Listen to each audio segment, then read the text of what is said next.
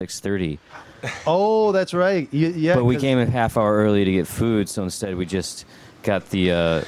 Welcome to Existential Theism. My name is Michael Wordsworth, I had a and one of those extra large I need to read this popcorns. disclaimer, which states that all opinions and combo, quotations which in is no 2 way hot dogs represent and a large Riverwest soda, Radio. and We we have the share sole the soda with responsibility of the producer, guests, and callers. Oh. Riverwest Radio is not liable for any legal issues arising from the content of this program. Yeah, you Nice really day. do work together. Like we're partners through and through.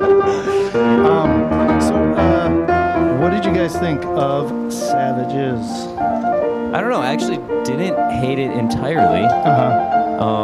There's parts that worked for me a lot better than others. It was the first section was pretty rough for me. I didn't really like the whole narration thing too much, and I had a hard time getting behind that main girl. Yeah. I believe in the cared human about her spirit, that much. Right. the practically But then tangible it started experience actually of picking my up. own perfection, Once the narrative started realized and intertwining a focalized little bit, moments, and it was kind of which going promises back and the forth, and eventual there's all these actualization subplots of happening, my full and I was potential into it. I through was my like, I own was willingness entertained and for, time. like a good I believe in my part of the ability to middle stand section. unwaveringly And then, on the foundation of my That was faith also without when fear of she became falling. tied up as well. I believe that by refining my own person through time, in order to more Almost fully here, represent giving high God's fives. perfect creation of me, fans.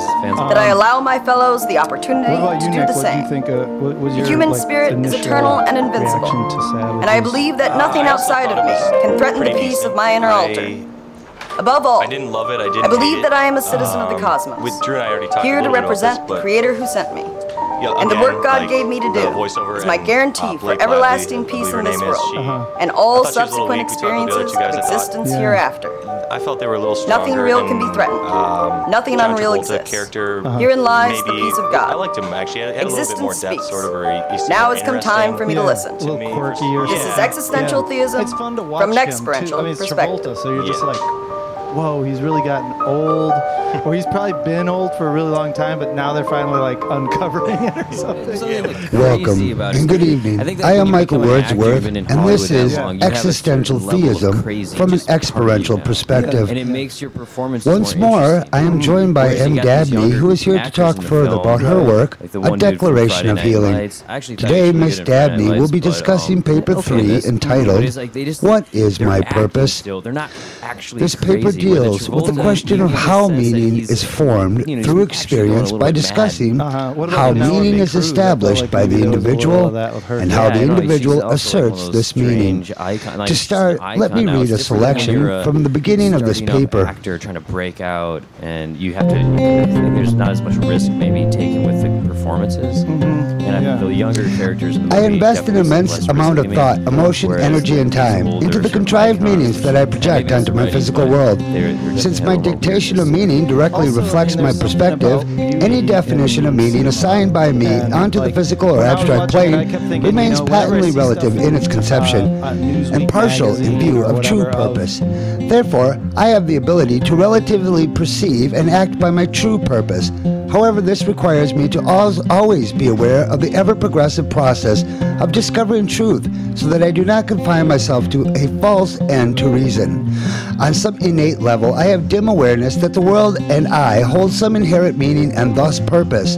However, just as with any other conclusions that I have drawn, my assumptions regarding purpose exist as an ever-growing awareness which should be allowed room to adapt with my humanity in my relentless progression forward. Since my awareness of my intrinsic purpose remains vague, I continue in attempting to give meaning to my life in a variety of ways. Unfortunately, however, in various periods throughout my life, I believe that I reached an end to my quandary. By believing that I have reached an end to reason, I have halted my potential in its tracks. In truth, and most obviously, I cannot fully understand nor facilitate my ultimate purpose in existence, owing to my aforementioned ant complex. I look from the anthill at the world around me and above me, instead of looking down from above at the anthill below me. Therefore, none of my concluded ends to date can be considered sound. This conundrum will heal in relative increments throughout my eternal experience. However, in order to enact conscious amendment of my perception of purpose within my human life, I must open my mind to the refinement of my conclusions of purpose throughout my existence, because by doing so, I refine the use of my own being. So that I do not grow stagnant and stale in my deductions, I must instead work forward willingly and diligently in effectively incorporating the new discoveries of both truth and fact that I unearth in my pursuits.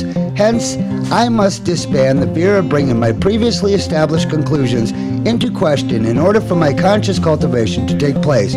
By denying my fears the power to cease new lines of inquiry, I can then step forward in consciously participating in the positive progression laid out for existence, and I as a part of it.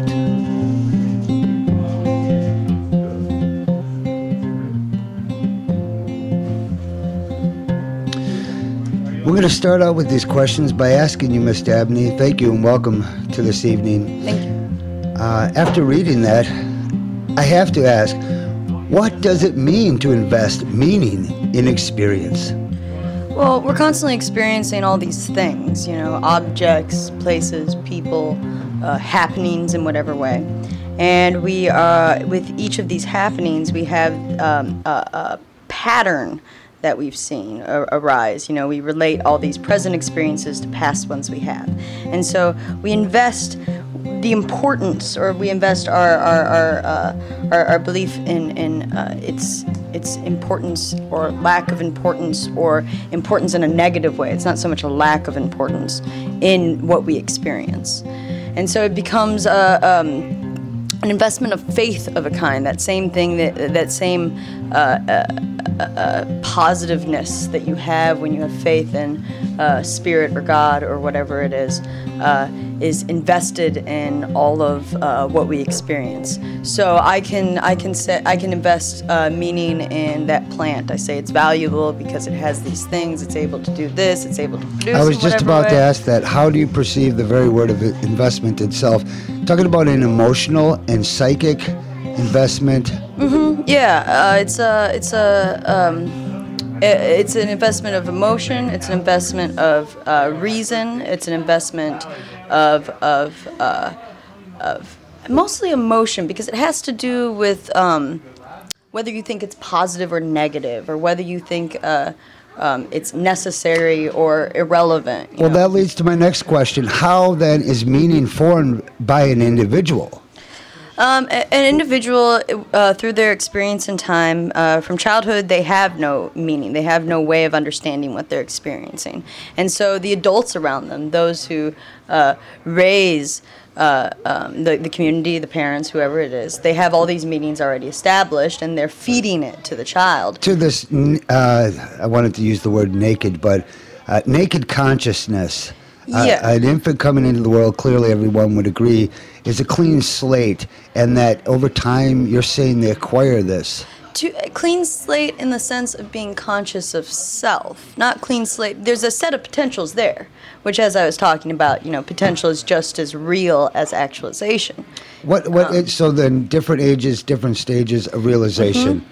Mm-hmm. Okay. And it allows for a building of knowledge and a way to access this. So we have these external authorities established by, a parent or by the community. Whoever the child puts faith in, invests meaning into the relationship, most so. They believe what they're being fed, and then they internalize that authority.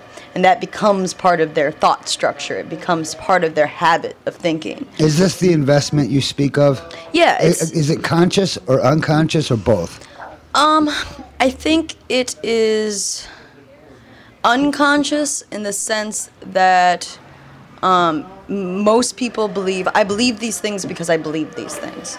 And they don't have, they haven't gone through the process of breaking down their structured habits of thought and looking at them and deciding what's actually helpful or not.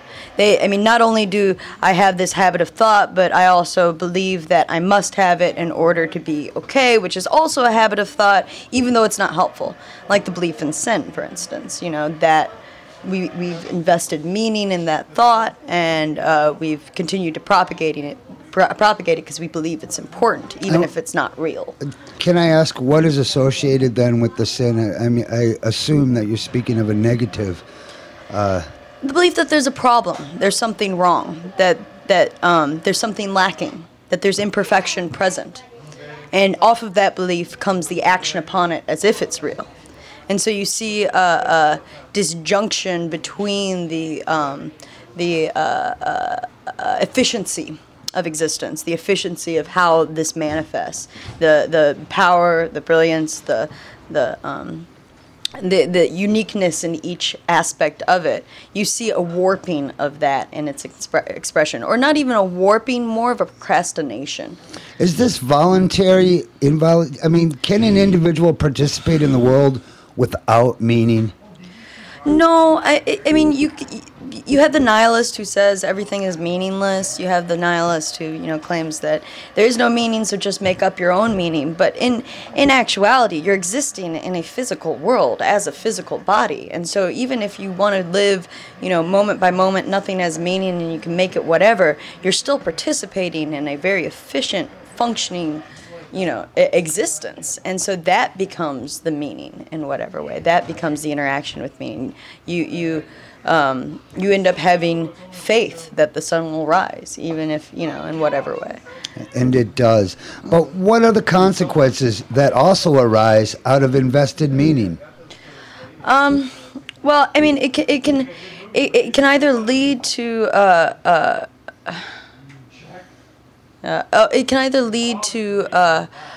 greater levels of individual manifestation, realization of self, growth, all of those things, or it can lead to procrastination. And so either an integrated, enriched personal experience, personality, or a short-sighted, unoriginal version of self that really is more closer to the automated response. Yes, but but it's also a difference of development. I mean, you see like maturity develop in the adult brain versus the child brain, and this is obviously in more of a cognitive sense, but it's when you're looking to, or when you are investing meaning in a way that allows for your manifestation, allows for your growth, life is constantly new. It's exciting, it's interesting, it's a challenge, it's learning, and you're seeing yourself more. And that fact doesn't change unless perhaps we cling on to a past version of self, a habituation of thoughts, and therefore we stop even seeing the new and the refreshing. And very interesting. How can an individual recognize whether their invested meaning is healthful or not in interacting with existence? Well, I mean, by the response of existence. If you're constantly being frustrated, if you're constantly being... this question that keeps popping up when I hear people talk about other people is, I don't understand why they would do that. I don't understand why they would do that, or why they would do that to me. But they have obviously they have an investment in that. They believe they're going to get something that they want out of that experience. Right, and I hear that expression, and I do understand. I can look at it, I can see how this person has formed their habits of thought to react this way, and they've done it. And that's just, what it is. So instead of getting upset about it, or instead of, projecting onto them my dissatisfaction in what they're doing, or using my energy and time outside of that interaction, thinking about it, or going over and over and keeping it closed, keeping it without a solution, is wasteful, and you find yourself aggravated. You find things becoming jarring or surprising in a negative way. You're easily upset, or you're easily offended, or whatever. You're looking to be on guard. Whereas when it's healthful, it becomes this very easy, very growing and interesting experience where it's very smooth, it's not staggered, it's very and it invites conversation. It invites open conversation and true reflection. Well, you've invited us to stretch the potential of our thoughts, definitely. When we come back here, we're going to continue to reading from M. Dabney's book, known as A Declaration of Healing.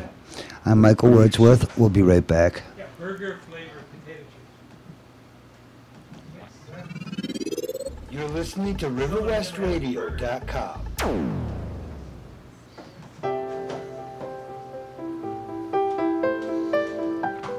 Hello, and thank you for listening on this Sunday evening. We're having a wonderful interview with M. Dabney on her book. It's a 6-year work, very deep, very reflective, very insightful into the nature of what we are experiencing as human beings, and the attempt to even give an explanation to that which, in all honesty, can't be described. I'd like to begin here by reading from Miss Dabney's book.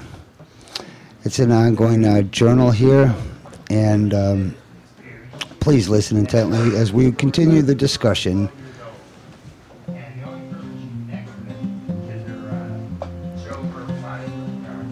It has never satisfied me to leave the major decisions of meaning up to the groups I have associated myself with. I once settled for drawing from a wide base of pre-concluded ideas. For example, religious institutions, political groups, social groups, media, etc., without the investment of further contemplation on the given subjects at hand. This led to my repetition of ideas without the process of true thought on my individual part.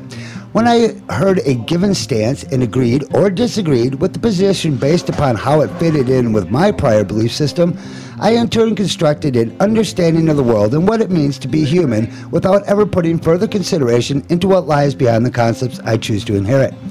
Thus, more often than not, I knew what I believed, but not why I believed it. This left me with a definition of meaning constructed by an external source and a lack of meaning originating from my internal self. As a result, this lack of my person of a consciously understood purpose led to my personal feelings of helplessness, guilt, lack of direction, and failure. The human-made world is constructed in a manner aimed to keep the family and I busy, either focused on survival, distraction, or zealous cause.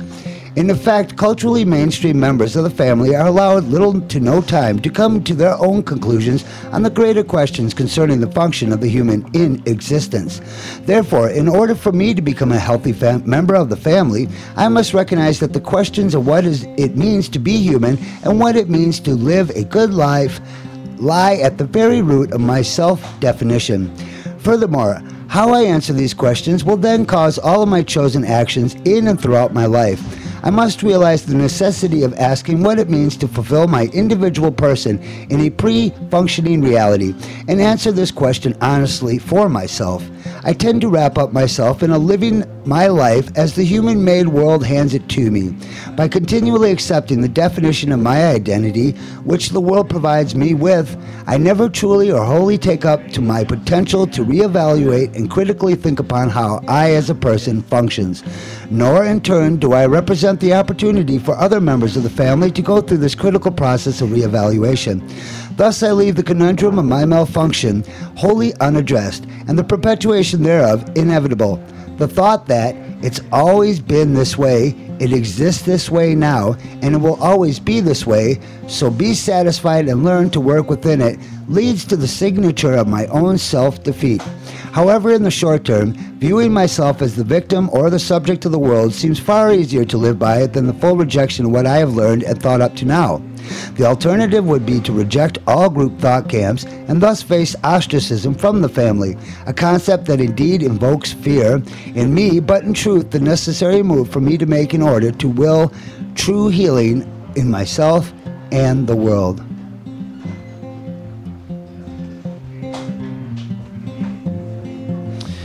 And we continue this discussion by discussing that very point.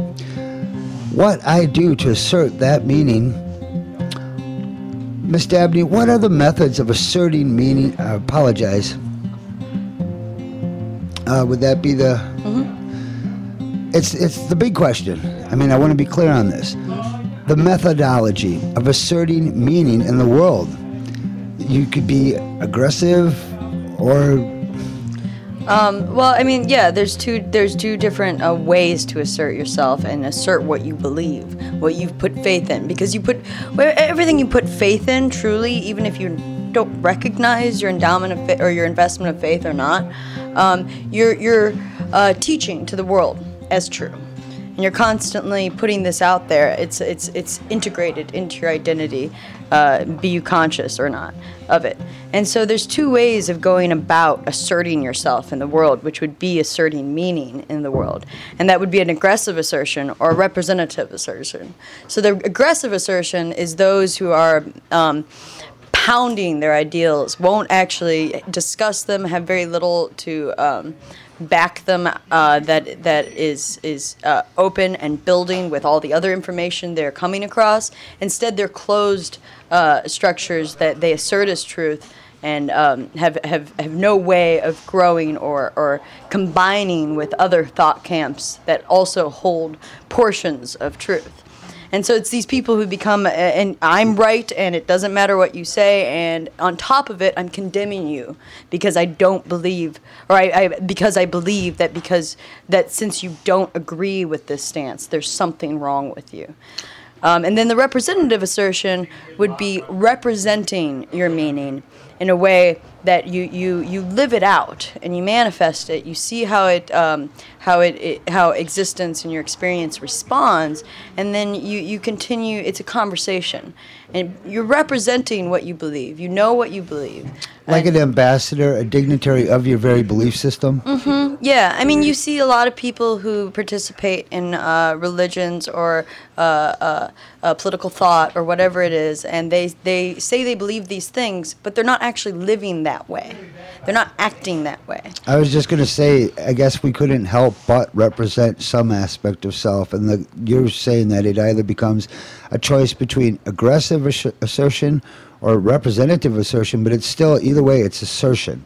Yes, absolutely. I mean, by acting, you're asserting yourself in the world. Action is an assertion. It's an impact of some sort. Things are constant. I mean, that plant out in front of me is asserting itself in the world.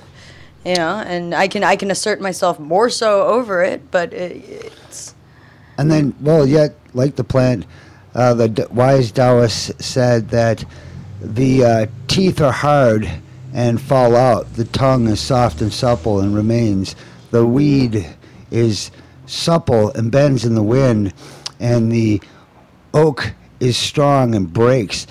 Why is aggressive assertion ineffective in a lasting sense? Because if truth is true, then anything you assert aggressively is denying the... I mean, so we have all these divided thought camps, and each of these thought camps are based upon some kind of set structure of belief. And in that set structure of belief, it came about for a reason. There is truth there. But if these thought camps are divided, if they're not in conversation, if they're not building with each other, then the truth seeds found in these thought camps are kept divided. And so by aggressively asserting these things, eventually this thought camp that is aggressively asserting itself as true and unalterable and you can't add to it or in any way, then it's signing its own demise, because it's over time it's going to be proven ineffective.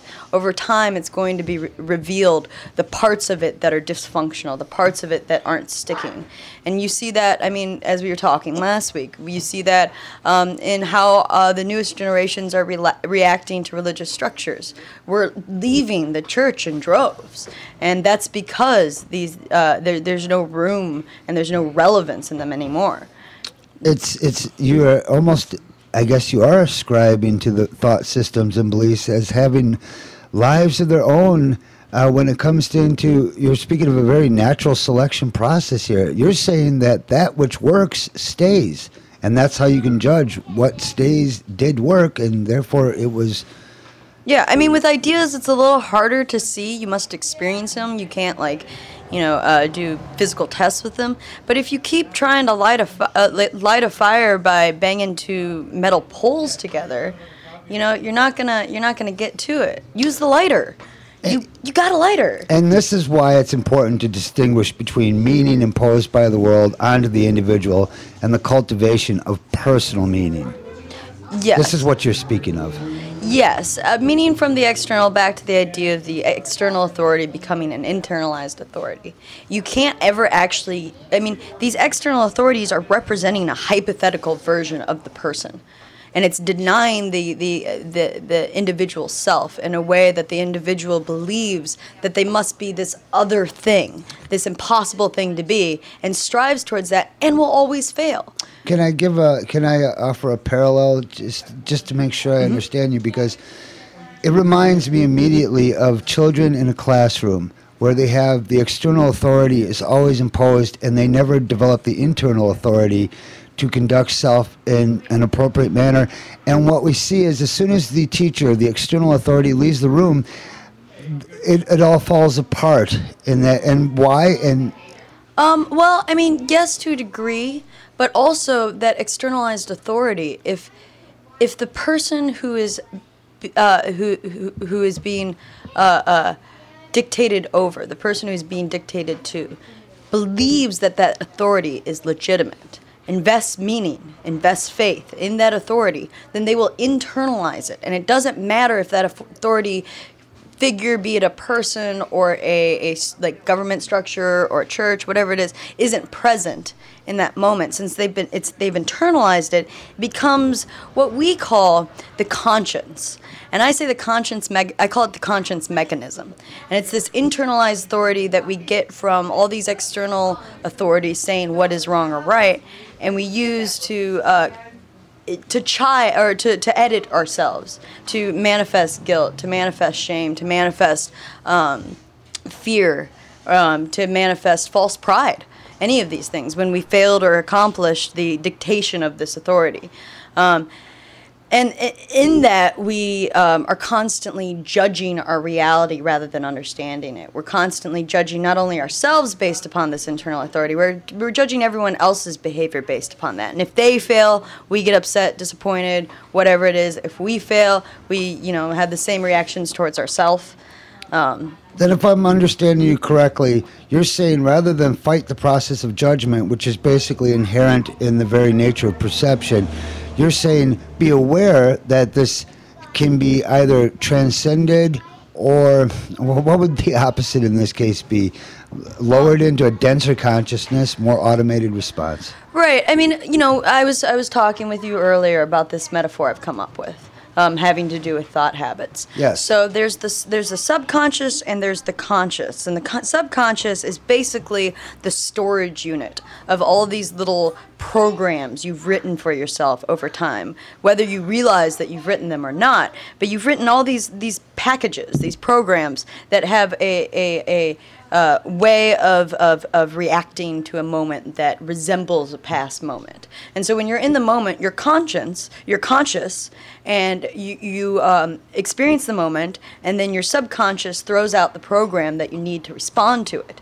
But because you're conscious of conscious, because you have the ability to think upon your thinking, you can watch yourself act in those moments. You can watch the unfolding of that pattern, and you can choose to change it. So you have this program that you've written, whether it be conscious or not, and you've stored it in your subconscious. The moment happens, you it triggers something in your subconscious to say that this moment is similar to that moment, therefore I react this way, and you can watch that reaction, and then afterwards, with the time of leisure is so necessary in this process, being with yourself, thinking honestly through your thought patterns. You can look at that pattern, and you can choose to reprogram it, and it becomes it's simple, but it's not easy. It becomes a process where every time a moment like that resembles, your first instinct is to go to your default program. Your second instinct, because you've thought about that, you've seen that default program,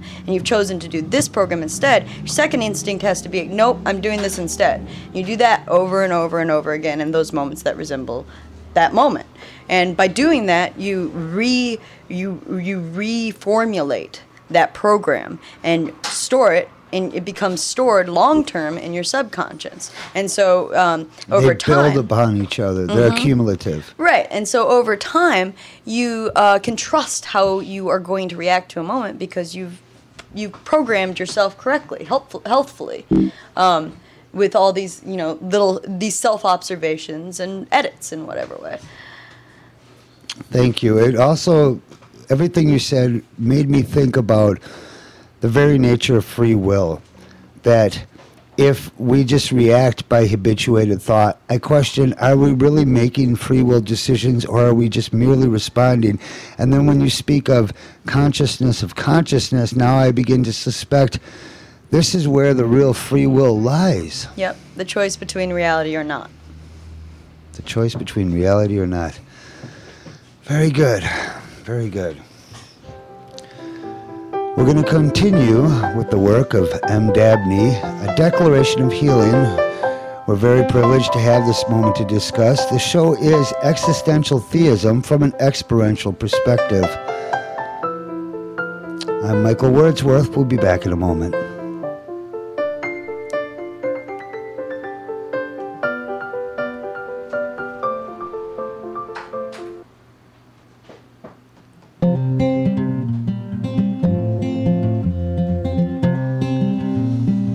This is Existential Theism from an Experiential Perspective on riverwestradio.com.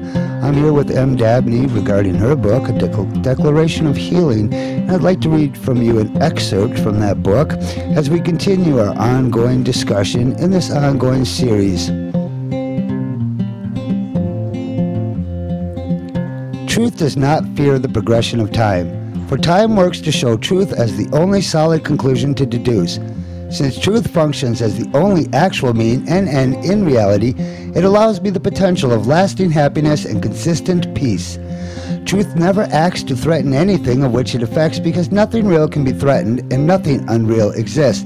Therefore, truth only functions as the realization of what exists. Even if I discover that my beliefs do not correlate with what actually exists, what I believed, which never could be in reality, cannot be so much threatened as it happens that these beliefs will be shown to have never been real to begin with. Something can only be threatened if it exists as a thing in reality that can be fallible. But while my beliefs can be fallible, they do not in reality exist, and therefore cannot be threatened. On the other side, delusions fears time and must fight to assert itself in what little space delusional thinking has to make believe in its own existence. Delusion must first refine its smoke and mirror acts so I might better persuade me that I indeed desire delusion's end despite any negative consequences it might lead to for me or others. Then delusion must aggressively infiltrate my mentality in order to legitimize itself as a supposed truth. Eventually the mask of my delusion will fall away, and I who followed delusion's masquerade will awake from my daze when the delusion in question exposes its inherent untruth. By exposing delusion as false, I who once put faith in the presented lie jar from my slothful reverie. Where I once upheld delusional thinking, I now follow in abandoning both the source and idea of this lie. When I abandon what I now realize to be false, I find myself devoid of the meaning I once asserted and become open for new purpose to fill the space left by the imploded falsehood.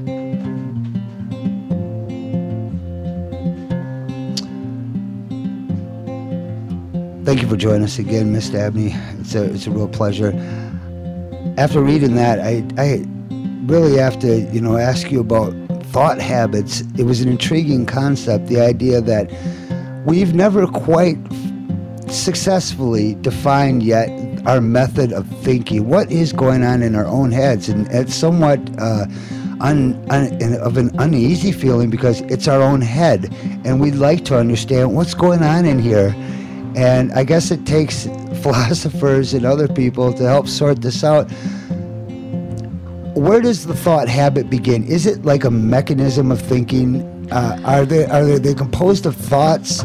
I want to say they don't have a life of their own, and yet they seem to do so. Just help me understand this better. Yeah, I mean, we exist in biological bodies. Our brain is a computer. And so our brain, in order for this experience to be efficient at all, we have to have, we can't be thinking about how our heart pumps every beat. We can't even be thinking about how I'm supposed to fix the tire on my car or change my oil. I can't be thinking about all these things that I have knowledge of or that I believe in. It doesn't even have to be true knowledge. It can be just beliefs that I tend to hold. I can't constantly have that all there. So I need a way to store it.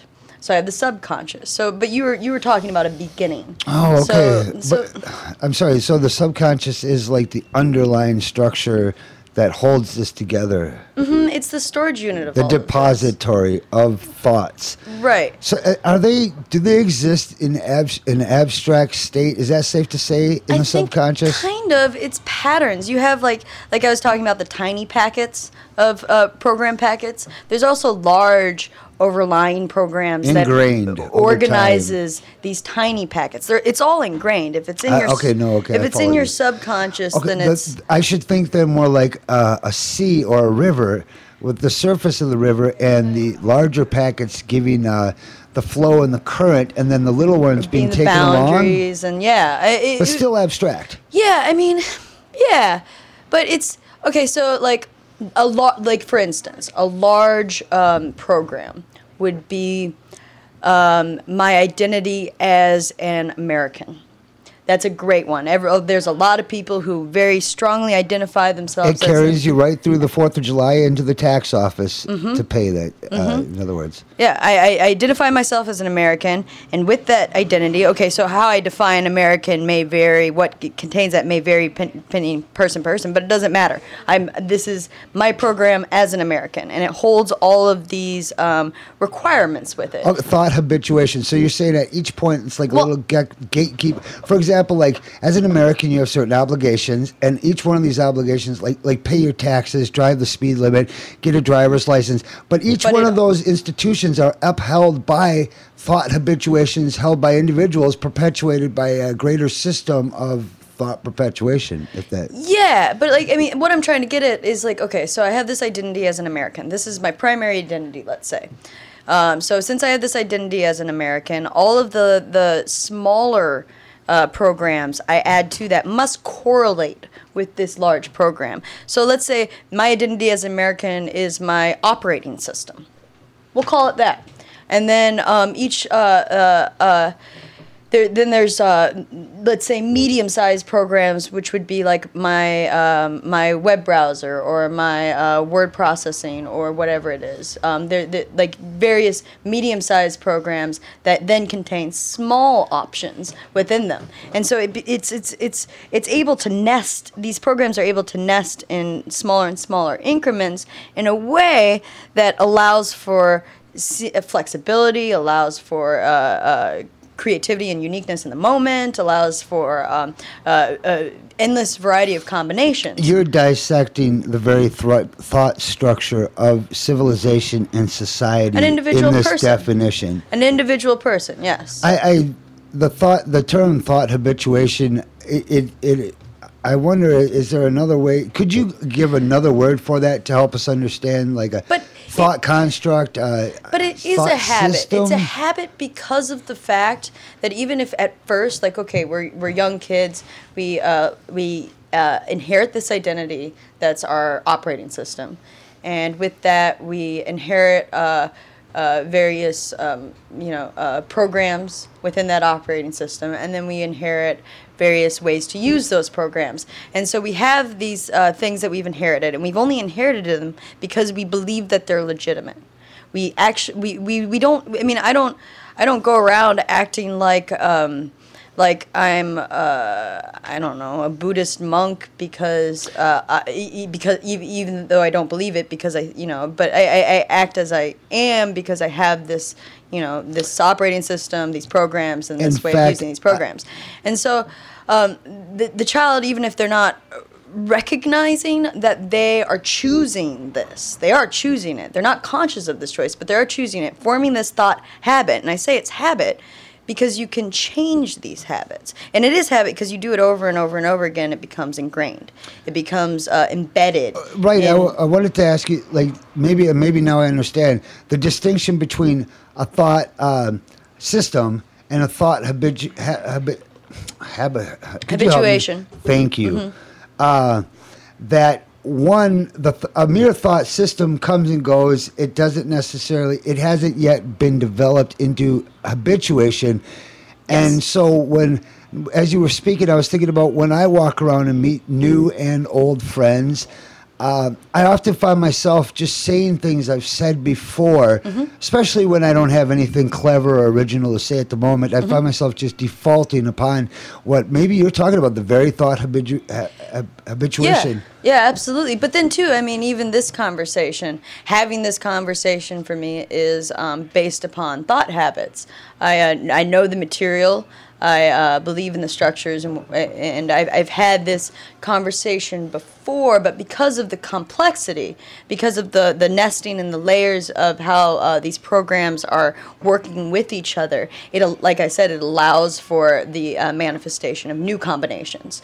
Because I'm using not just one program, I might be using many programs, but not all of them at any given time. And then I might be only using parts of each program or whatever it is in any given time. So I can choose to do so. That's why the moment manifests as always new. Because even though it's based upon habits, it's so complex and mass, just like God's self. God is so complex, so rich, so far-flung in whatever way. And yet so simple. So very simple. But because of that richness and complexity and simplicity, the vastness of it, in order for God to experience, it must be all these little individual things interacting in new ways and coming into all different combinations. And so it's always a new moment, but it's using established things. Just potential is just as real as the actual again. Which, I mean, dare I say then, like, God's reality is existential. His knowledge is existential. And then when it comes to that which can be experienced, we can say that he himself must experience it. He cannot know that which he has not personally experienced. And you're saying that all these thought habituations are the thought cells of the mind that collect and go about serving their purpose and function, but which ultimately is a function unified in God. Yes, okay. Absolutely. I mean, back to the free will question. Yes. If you have chosen reality, and by choosing reality, then you choose to observe yourself and refine yourself, rehabituate yourself. You weed out the unhelpful habits.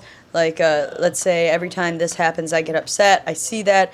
Okay, I look at that. I see a better way to react. And then, okay, this happens. I want to get upset. Instead, I choose to act this way. And I do it again. And I do it again. And I do it again. And I do it again until I don't want to act upset anymore. Because I chose to replace that program with a program that works. And so if it works, then you're accessing reality, your own reality, truth, God, the actual new experience, instead of trying to recreate the past experience and the weird, And thereby miss the actual refreshing freshness of the moment, the newness that you spoke of. Yep. So I can habituate myself to be closed. I can habituate myself to be fearful, to be on guard, all these things, or I can habituate myself to seek to understand. I see, and then be curious, be okay, or be brave.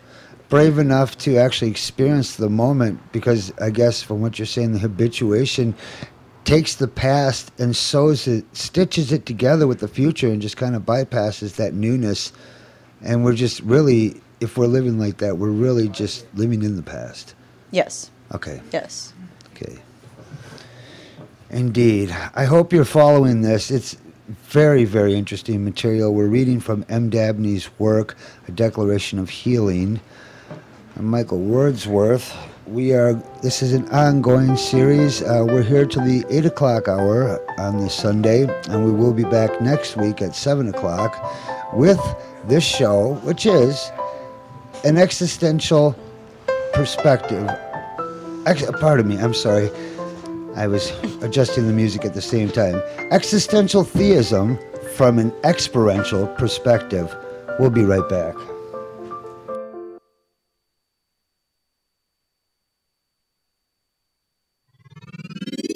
You're listening to RiverwestRadio.com.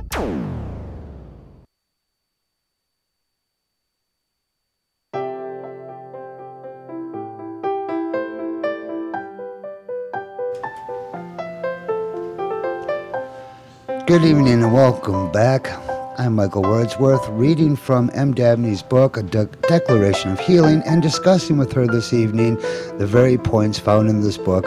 I'd like to continue by reading more, and then we continue our discussion.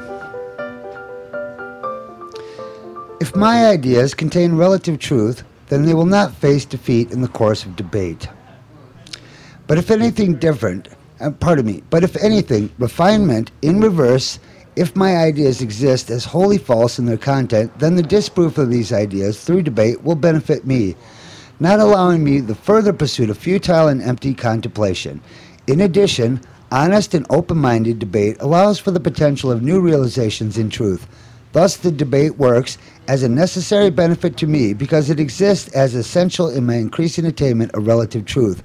Furthermore, the assertion that I have reached an end to reason not only exists as an absurd concept, but also functions objectively in action. This calls me to willingly abandon my established judgments, which obscure my ability to understand the real nature of the human and the real nature of truth. The human by nature exists as good because the human by nature exists as truth.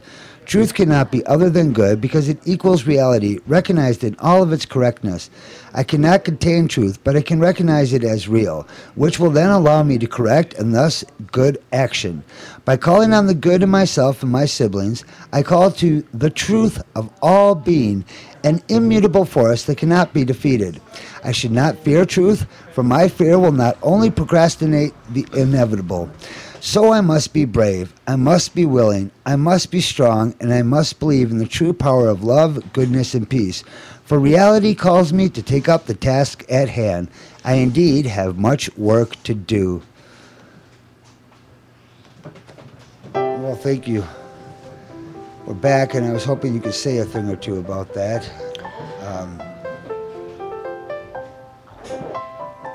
Yeah. You know, the investment of fear, I mean, fear is a huge, huge roadblock. It's a huge procrastinator of any growth, of any connection, of any sharing. It keeps you from experiencing it. And if you're going to fear it, then you end up, in many ways, manifesting the thing you fear, which is that extreme discomfort, that dissatisfaction, or that whatever lack in life, because you're avoiding things out of fear, and so you're keeping yourself in this conscious state of fear, especially when things are happening. You're looking to be scared, and it's the same thing with being offended or reacting in a way where you reject it. Because you expect it. Because I'm sorry. No. But you understand what I'm saying, that you expect to receive this reaction because you're putting that out there, and that, like you said, habitually. Yes. And so you almost, like, if I expect somebody, whether they're offending me or not, I could, if I'm paranoid about it and I'm projecting onto that person, then I just assume that what they said was an insult against my person. Right, you think it's an attack on yourself. Yeah. And in return, you believe that you can attack them. And so you become aggressive. You become like the aggressive assertion. You become attacking. And but when they attack you, seemingly attack you, even if they believe that they are attacking you, I mean, more often than not, people who get offended by other people, the person who's causing the offense doesn't mean it as an attack. Personally. Yes. But if they are meaning it as an attack, even their reason for the meaning they've invested in this attack isn't the same as what you choose to take on as the attack. It's not shared. It's not the same thing. It's not real. And you can choose to take that template, reflect it, and obviously warp it because of how your thought habits are individually formed. But with reality, without fear, without that belief in attack, that on guard, and that belief that in return you need to, because then again, so this person intentionally attacks, and the person receiving the attack chooses to take it on as real, and in that taking on process looks at it in a way to figure out how to attack back, how to return the attack. Because the person who isn't taking on that as real, saying, you believe you're attacking me, but you're not, that's okay. I'm not offended. I'm not even going to carry it with me. The person who does that, not only are they not taking it on as real, they're not looking for a way, unreal way to respond to it. And peace might just actually be possible at that moment. And we can only hope. Yeah. Again, this attack, it made me think too that to defend is to attack, because it's participating in that process. If I think somebody's attacking me and then I defend, whether they are or not, I'm attacking now. I'm actually the very instigator of the thing that I didn't expect to receive. Yeah, and that defense is, as I was just saying, you take on the attack as if it's real. You say, that thought, that process that they put out there, I'm going to grab it, and I'm going to look at it, and